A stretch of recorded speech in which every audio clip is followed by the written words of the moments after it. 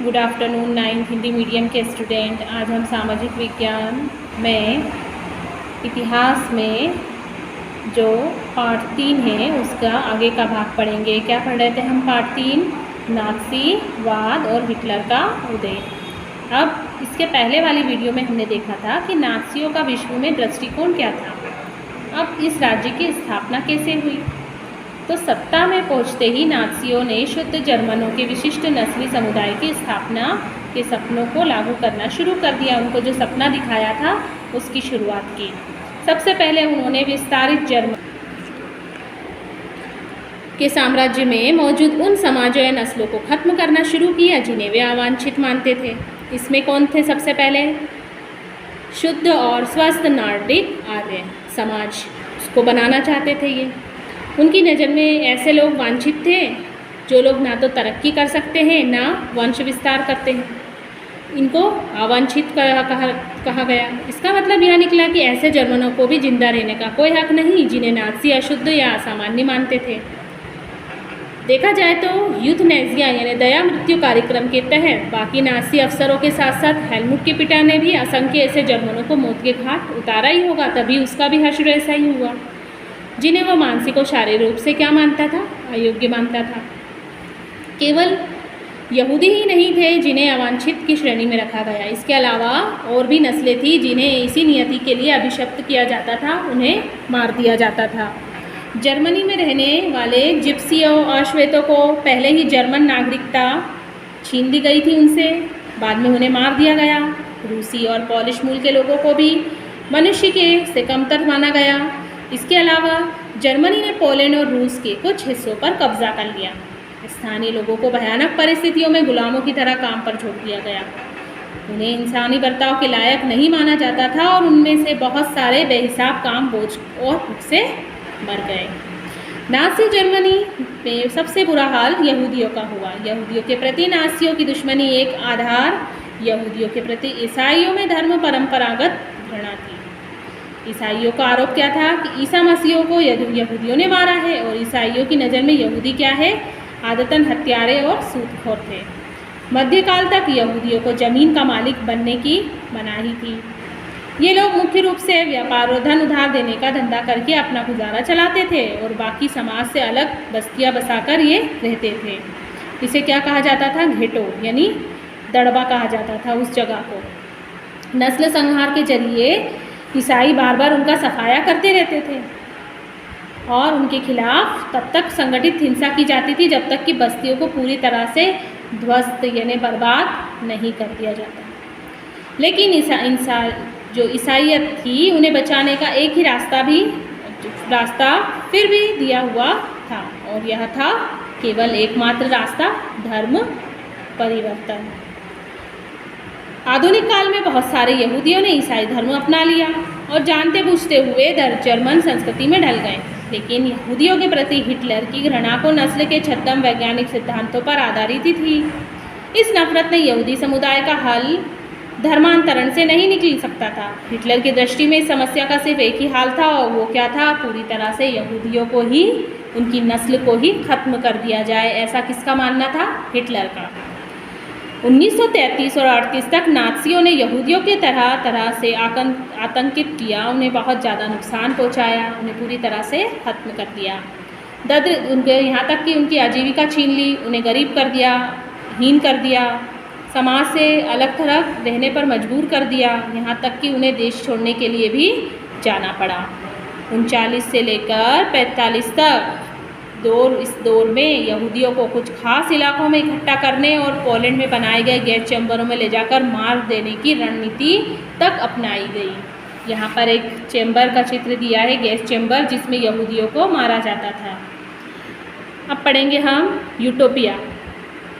युद्ध के साए में नाज़ी अपने कातिलाना नस्लवादी कल्पना लोग और आदर्श विश्व के निर्माण में तो लग गए। साथ ही उन्होंने एक ही सिक्के के दो पहलू अपनाए। एक तो जनसंहार यानी लोगों को मारना और दूसरा युद्ध करना।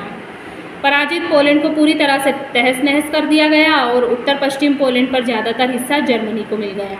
पोलैंड के लोगों को अपने घर और माल सब छोड़कर भागना पड़ा ताकि जर्मनी के कब्जे वाले यूरोप में रहने वाले जर्मनों को वहां लाकर बसाया जा सके।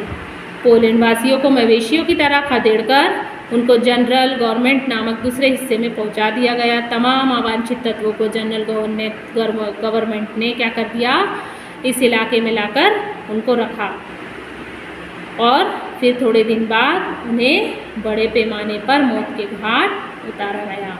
बौद्धिक और आध्यात्मिक स्तर पर उन्हें गुलाम बनाकर रहना पड़ा।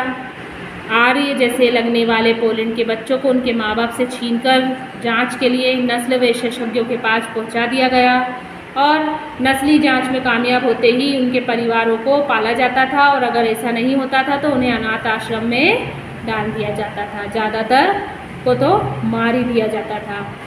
कुछ विशालतम घेटों और चेंबरों में भी इसी तरह से यहूदियों को बड़े पैमाने पर मारा जाता था। ये कुछ चित्र यहाँ पर दिए हैं जिसमें पहला चरण बहिष्कार का है, दूसरा दड़बाबंदी का है और तीसरा है सर्वनाश का। ये आप अपनी पुस्तक में देखेंगे और इसके बारे में पढ़ेंगे। अब हम पढ़ेंगे कि जर्मनी में युवाओं की स्थिति कैसी थी। जो नाज़ी जर्मनी युवक थे उनको कैसे रखा जाता था। युवाओं में हिटलर की दिलचस्पी जुनून की हद तक पहुंच चुकी थी। उसका मानना था कि एक शक्तिशाली नाज़ी समाज की स्थापना के लिए बच्चों को उनकी विचारधारा की घूंटी पिलाना जरूरी है। इसलिए उन्हें स्कूल और भीतर और घर के बाहर भी और घर के अंदर भी दोनों जगह बच्चों पर उनका पूरा नियंत्रण था। तमाम स्कूलों में सफाई और शुद्धिकरण की मुहिम चलाई गई। इसके अलावा राजनीतिक रूप से अविश्वसनीय दिखाई देने वाले शिक्षकों को पहले ही नौकरी पर हटा दिया गया, उनको मौत के घाट उतार दिया गया। बच्चों को अलग अलग बिठाया जाने लगा। जर्मन और यहूदी बच्चे एक साथ ना तो बैठ सकते थे ना ही खेल कूद कर सकते थे। अवांछित बच्चों को यानी यहूदियों को, जिप्सियों को के बच्चों को, विकलांग बच्चों को वहाँ से निकाल दिया जाता था। 40 के दशक में तो उन्हें चैम्बरों में ही झोंक दिया जाता था। अच्छे जर्मन बच्चों को ही शिक्षा दी जाती थी। उन्हें एक प्रशिक्षण की लंबी प्रक्रिया से गुजरना होता था। स्कूली पाठ्यक्रम को नए सिरे से लिखा गया, फिर चलाया गया। नाज़ी प्रचारों को सही ठहराने के लिए नस्ल विज्ञान के नाम पर एक नया विषय पाठ्यक्रम शामिल किया गया। गणित की कक्षाओं में यहूदियों की एक खास छवि गढ़ने की कोशिश की जाती थी। बच्चों को सिखाया गया कि वफादार, आज्ञाकारी बने, यहूदियों से नफरत करें, हिटलर की पूजा करें। खेलकूद के जरिए भी बच्चों को हिंसा और आक्रामकता की भावना सिखाई जाती थी। ज़्यादातर उन्हें लड़ने और मारने पर ही जोर दिया जाता था। मुक्केबाजी का प्रशिक्षण, फौलादी दिल वाला, ताकतवर और मर्दानी बनाना चाहता था हिटलर। वो बच्चों और युवाओं को राष्ट्रीय समाजवाद की भावना से लैस करने की जिम्मेदारी और युवा संगठनों को सौंपी देने पर उसने खास जोर दिया। 10 साल की उम्र के बच्चों से लेकर 14 साल की उम्र के सभी लड़कों को नाज़ियों के युवा संगठन और हिटलर युद्ध में उसको सदस्यता लेने पर मजबूर किया गया और बहुत सारे लोगों को सदस्यता भी दी जाती थी। और इस संगठन में वो युद्ध की उपासना करते थे, आक्रामकता और हिंसा का मार्ग अपनाते थे, लोकतंत्र की निंदा करते थे। यहूदियों और कम्युनिस्टों, जिप्सियों और अवांछितों से घृणा करना, उनको ये सारे सबक सिखाए जाते थे। शारीरिक प्रशिक्षण के बाद 18 साल की उम्र में वो लेबर सर्विस यानी श्रम सेवा में शामिल हो जाते थे और उसके बाद उन्हें सेना में काम करना पड़ता था और किसी नाज़ी संगठन की सदस्यता भी उनको लेनी पड़ती थी। इस तरह से वहाँ स्कूल के जो रूम होते थे वो ऐसे होते थे जिसमें बच्चों को शिक्षा दी जाती थी। ये कुछ चित्र है जो हिटलर के हैं। वांछित बच्चों के साथ उसने ज़्यादा अच्छा व्यवहार किया और अवांछित बच्चों को तो उसने मार ही दिया। ये कब्ज़े वाले यूरोप के अधिकृत पोलैंड में बसाने के लिए भेजा जा रहा है एक शिशु अपनी माँ के साथ है। ये मौत के कारखाने में आते यहूदी बच्चे जिन्हें गैस में मार दिया जाएगा, इनको कहाँ ले जाया जा रहा है? गैस चैम्बर की तरफ। 4 साल बाद उसे हिटलर युद्ध का नया नाम दिया गया और 33 तक आते आते इस संगठन में 12 लाख से ज़्यादा बच्चे थे और युवा आंदोलन को नाज़ीवाद के तहत एकजुट करने के लिए बाकी सभी युवा संगठनों को पहले भंग कर दिया गया और बाद में उन पर प्रतिबंध लगा दिया गया। यहाँ तक आपको इस पाठ को पढ़ना है।